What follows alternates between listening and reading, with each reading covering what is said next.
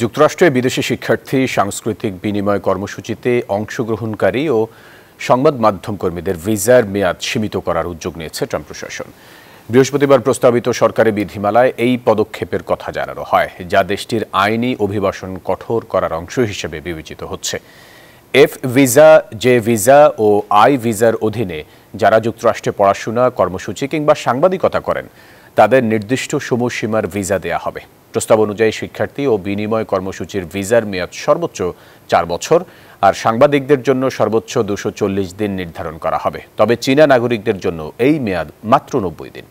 Trump প্রশাসন বলছে, ভিসাধারীদের ওপর আরও কার্যকর নজরদারি ও তদারকির জন্যই এই পরিবর্তন আনা হচ্ছে। এ নিয়ে আগামী 30 দিনের মধ্যে জনমত গ্রহণ করা হবে।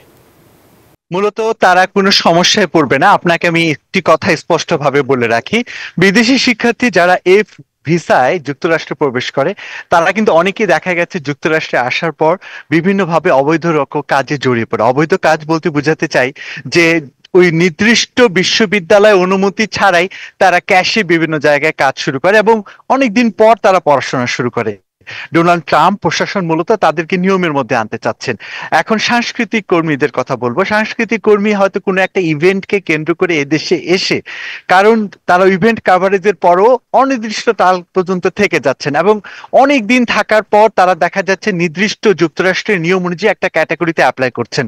ট্রাম্প প্রশাসনের কথা হচ্ছে যে এই সমস্ত শিল্পীরা অবশ্যই যুক্তরাষ্ট্রে প্রবেশ করবে, কোনো একটা ইভেন্টে অংশগ্রহণ করবে, কিন্তু তাদেরও জন্য অবশ্যই একটা সময়সীমা বেঁধে দেওয়া হবে। ওই সময়সীমার মধ্যে তারা যদি স্থায়ীভাবে থেকে যেতে চায় যুক্তরাষ্ট্রের আইন অনুযায়ী তারা মূলত অ্যাপ্লাই করতে পারে। এখন আসেন সংবাদকর্মীদের কথা।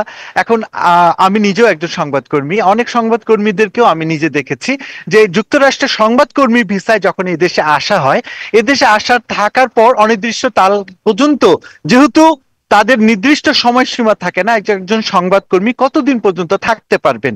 অর্থাৎ এখানে ঢোকার পর ওই মিশন অর্থাৎ ওই ইভেন্ট কাভারেজের পরও দেখা যায় তাদের অনেকদিন পর্যন্ত থেকে যাওয়ার একটি বিষয় থেকে যায়। ডোনাল্ড ট্রাম্প প্রশাসন মূলত সবাইকে একটা নির্দিষ্ট সময়সীমার মধ্যে বেঁধে দিতে চাচ্ছেন এবং এটাতে যেটা হবে যে সুনির্দিষ্টভাবে যেভাবে যুক্তরাষ্ট্রে থাকতে চায় কিংবা যুক্তরাষ্ট্রে এসে কেউ যদি নাগরিকত্বের জন্য অ্যাপ্লাই করতে চায় তারা আগে থেকেই তাদের পরিকল্পনা করতে হবে। তো এই ছিল খবর এখানকার।